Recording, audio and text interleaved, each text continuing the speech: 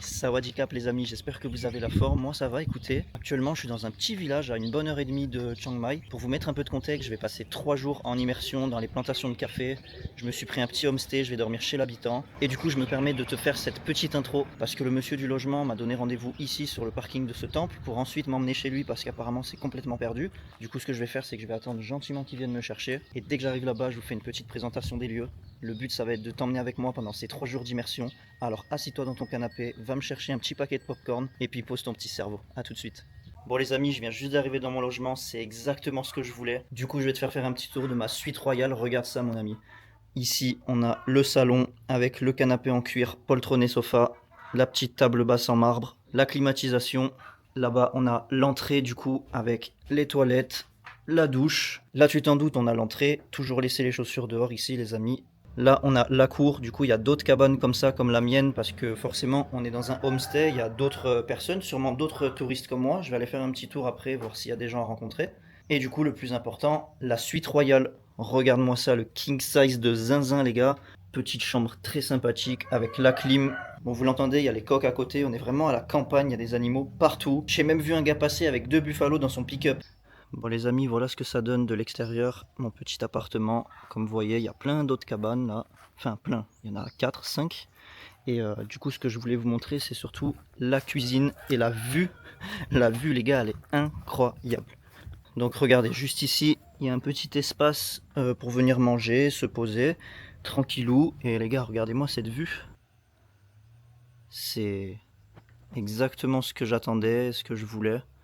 Je suis vraiment content. Les gars, regardez la station essence. Vraiment pour vous prouver qu'on est à la campagne, quoi. Regardez-moi ça.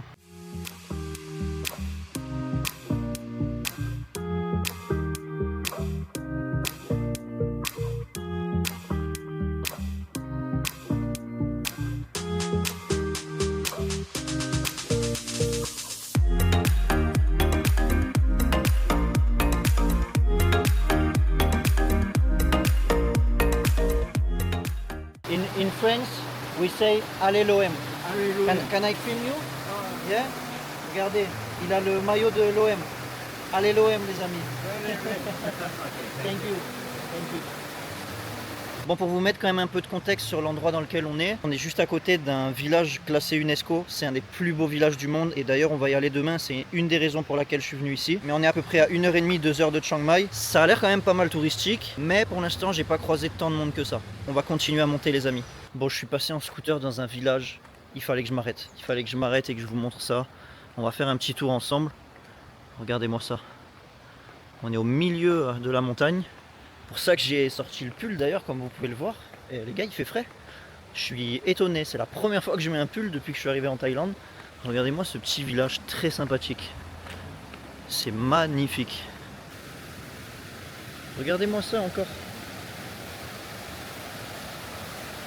Non, c'est un truc de ouf. La petite balançoire et tout là-bas. Et tout ça, c'est des homestays. Tout ça, c'est vraiment des trucs touristiques. Donc je suis pas étonné, hein, ce genre de village, c'est tellement magnifique. Je comprends pourquoi il y a beaucoup d'hôtels, beaucoup de homestays. Pour l'instant, j'ai croisé personne. Je suis tout seul en train de marcher au milieu de la route comme un con.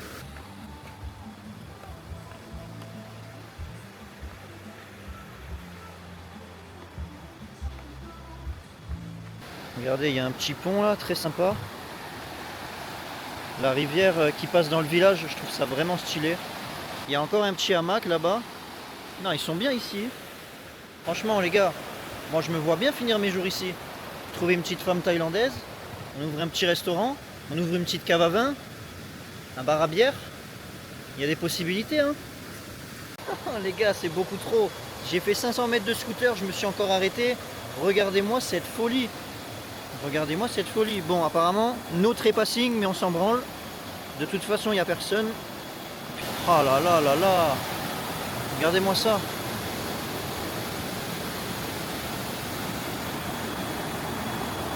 Les gars, je suis en train de m'envoyer dans un bourbier. Regardez l'état de la route.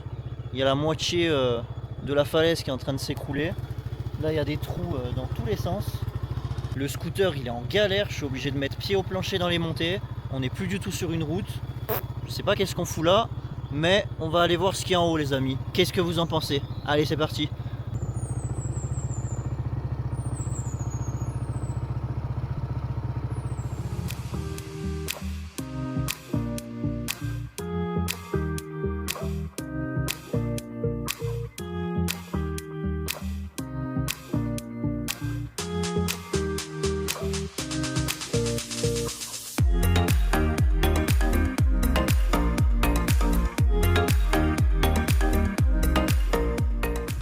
gars, regardez-moi ces descentes.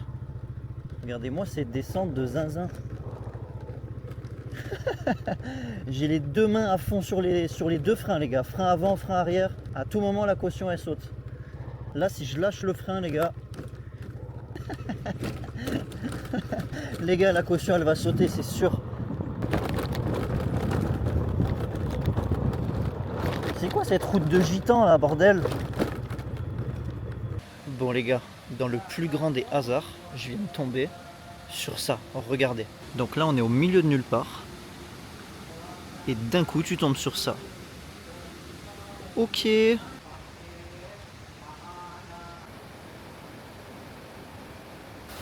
regardez-moi cette dinguerie. Petite rivière. On est vraiment au milieu de nulle part. On est dans la jungle. Il y a un temple de fous furieux.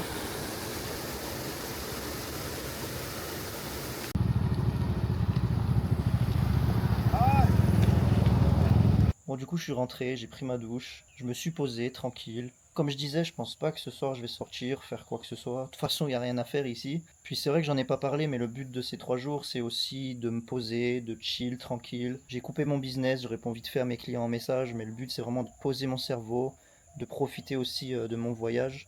Et franchement je regrette pas du tout, cet endroit il a une bonne énergie. Je pense que là je vais me faire le petit coucher de soleil tranquille ici, regardez. Enfin coucher de soleil on s'entend. Il n'y a pas vraiment de soleil. Je vais voir si je peux me commander à manger ou s'il faut que j'aille en ville, dans le village. Et puis voilà, tranquillou quoi.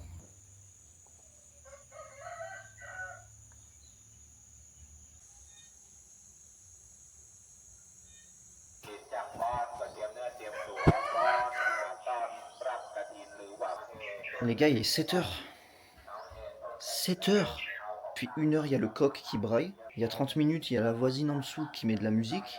Et maintenant, il y a le frérot au speaker, je sais pas ce qu'il nous fait.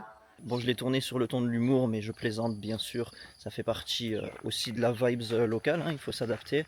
C'est complètement logique que les gens se lèvent tôt, on est en pleine semaine, les gens travaillent. Ça c'est international, hein, en France c'est pareil. Puis quand même pour la petite anecdote, parce que je vous ai filmé ça, mais en gros le speaker, ça sert tout simplement à donner les informations du village. C'est un peu le journal télévisé local.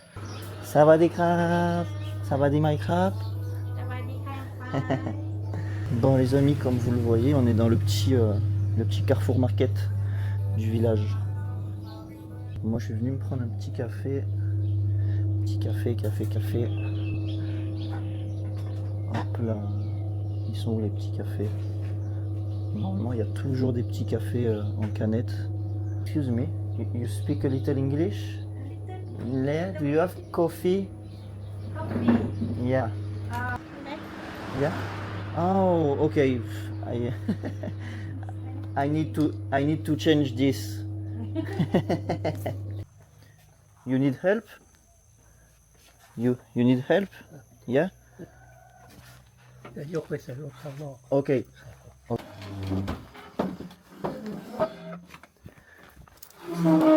Okay. All right.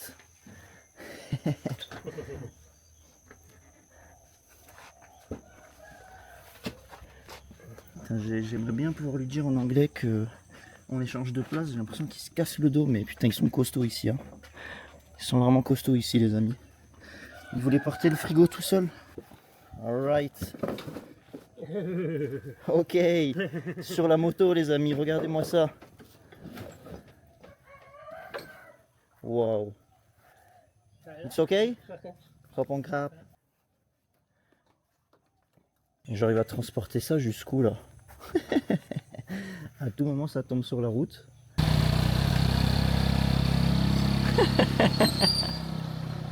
Non les gars, je suis mort, ça me tue. Ils sont vraiment trop forts ici. Ils sont vraiment trop forts. C'est ça la débrouille. Pendant qu'en France les gens font des manifs pour la retraite. Ici il n'y a pas de retraite mon ami. Tu bosses jusqu'à la fin de ta vie. Franchement il était costaud le papy. Il voulait prendre le frigo tout seul. Frérot. Enfin bref, qu'est-ce qu'on va faire aujourd'hui les amis? On va prendre le scooter, on va monter dans la montagne et on va visiter l'un des plus beaux villages de Thaïlande.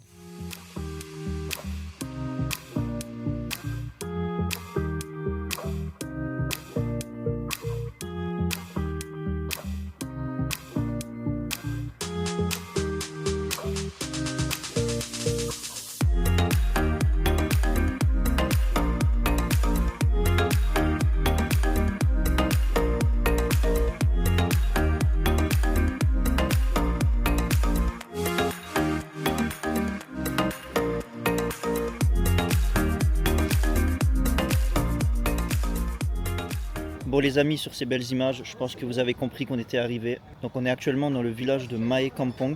Je vous mettrai la localisation bien sûr. Il y a vraiment une ambiance. En plus ça descend vraiment jusqu'en bas.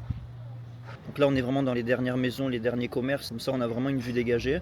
Il y a plein de terrasses en bas, des restaurants, mais on ira après. En gros là il est 9h30. J'aimerais bien rester ici jusqu'en début d'après-midi. J'aimerais bien manger quelque chose. J'aimerais bien me faire un petit resto à midi. Mais du coup là je me suis pris un café. Après on va continuer à monter parce qu'il y a une cascade, il y a de la rivière, il y a de la randonnée. Enfin bref, on va aller se balader, on va faire un tour, on va voir ce que ça donne. Et on redescendra en fin de matinée, début d'après-midi pour manger. C'est bon les gars, j'ai trouvé la cascade. On peut rentrer maintenant.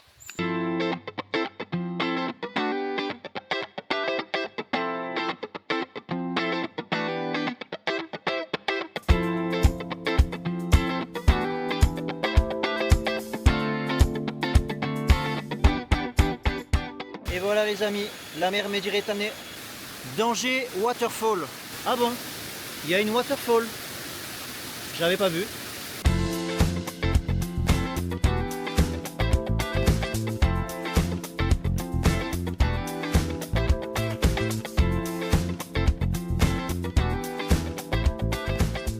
Apparemment ça s'arrête ici, j'ai voulu continuer à gauche là mais il n'y a plus du tout de chemin. J'ai failli me casser la gueule plusieurs fois, ça glisse de ouf. Donc on va s'arrêter là, on va pas faire les fous. Mais en tout cas vraiment cool cette cascade là, tu longes tout le long. Aïe. Je disais tu longes la cascade, franchement c'est magnifique. Puis tu te retournes, tu as la vue sur la jungle, tu vois que tu es en hauteur. C'est franchement très agréable. Ça me fait délirer quand même parce que c'est assez universel les constructions de montagne. Parce que ça me rappelle beaucoup ce qu'on a en Haute-Savoie, ce qu'on a en Suisse, etc.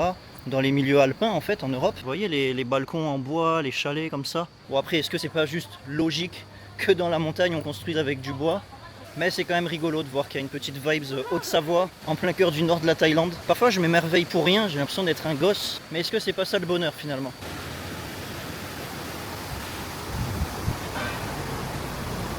Hello, ça va des crapes? Ce que j'adore ici, c'est les enfants, ils sont hyper curieux, à chaque fois ils me font coucou. Bon, je m'amuse à me balader un peu dans les ruelles locales, puisque bon, les grandes ruelles touristiques, c'est pas trop mon délire. Ça va des crapes, ça va des crapes. J'aime bien ce genre de petites vibes, à deux doigts de rentrer chez quelqu'un, mais c'est pas grave. Ils sont tellement accueillants ici. Puis je trouve ça intéressant de voir comment les gens vivent, en sachant que ce village vit clairement du tourisme. Ça va des crapes.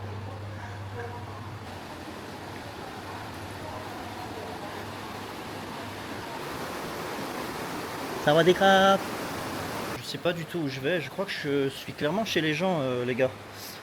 Je suis clairement chez les gens. On va éviter de se faire engueuler. Ça va des crapes. C'est marrant parce qu'ici on voit qu'il y a vraiment un mélange entre les locaux et des petits hôtels comme ça pour les touristes. Parce que là tu vois clairement que c'est tout propre, la façade elle est nickel. Les vitres elles sont nickel et quand tu passes dans les petites ruelles comme ça, tu vois qu'au rez-de-chaussée, les gens vivent quand même dans des situations très précaires. Ça peut paraître bizarre pour le coup, mais je trouve qu'il y a une bonne énergie quand même. Putain les gars, il y a vraiment une ambiance quand même. Ça vaut sa réputation, quand même. Je trouve ça tellement stylé, la rivière qui passe en dessous, les balcons, les petits balcons en flanc de rivière comme ça. C'est très vert, il y a des plantes partout. Je me répète beaucoup, mais depuis que je suis dans le nord de la Thaïlande, je trouve qu'il y a vraiment une bonne énergie. J'ai hâte de voir le sud, c'est ma prochaine étape. Mais pour l'instant, le nord, ça a conquis mon cœur, les amis. Les terrasses de café ici, les gars, c'est quelque chose quand même. Hein.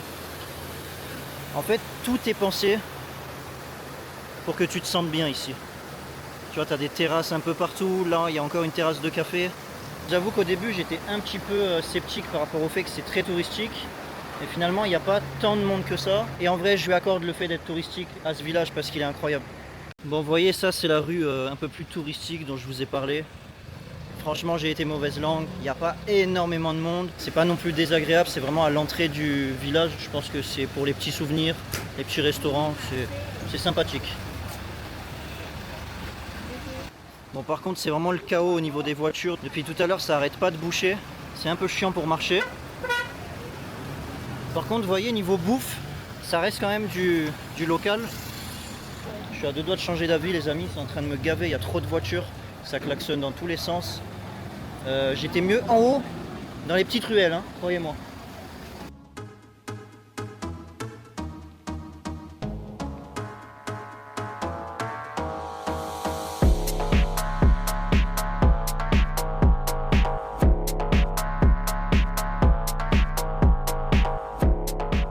Bon les gars, je viens de me faire arrêter par la douane.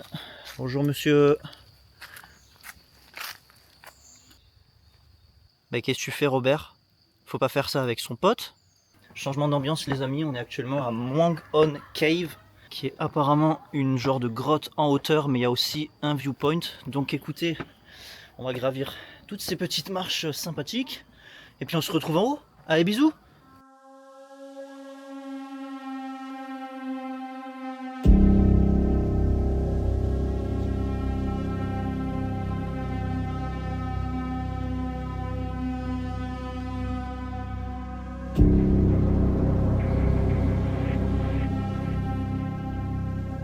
Alors je vous le dis, je sais reconnaître une map de boss quand j'en vois une. Et là très honnêtement, ça peut partir en couille à tout moment.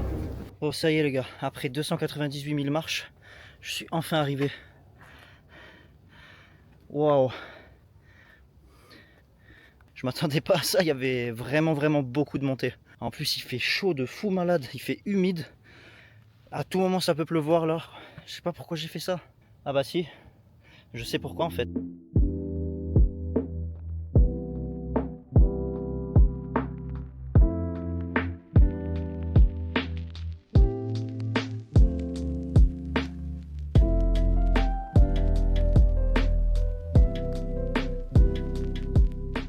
Et bah vous savez quoi, j'en profite d'être arrivé à ce magnifique viewpoint pour vous avouer quelque chose. J'aime les hommes. Non je rigole. Non plus sérieusement, je pensais faire 3 jours ici, mais je me rends compte qu'en fait en 2 jours j'ai fait pas mal de choses. Là au final il est que 15h30 et je vous avoue que j'ai très envie de rentrer à Chiang Mai. Pour vous faire quand même un petit bilan, ça vaut vraiment le coup de venir ici. Mais je pense que 2 nuits c'est un peu trop. Parce que à part le village de Mai Kampong et 2-3 trucs à faire autour, je pense qu'on se fait rapidement chier. Hier soir j'ai pas filmé mais je suis sorti un petit peu dans les villages aux alentours. C'est complètement mort. Mais c'est pas étonnant, c'est un milieu très rural, les gens travaillent. Les gens se lèvent tôt. Donc je vous avoue que Chiang Mai ça me manque un petit peu, on s'ennuie jamais, il y a toujours un truc à faire. Ça m'a fait vraiment beaucoup de bien de venir 2 jours ici. J'espère que ça vous aura fait kiffer aussi, moi j'ai adoré. Du coup on arrive gentiment à la fin de cette vidéo, je vous souhaite une très bonne journée et je vous dis à bientôt.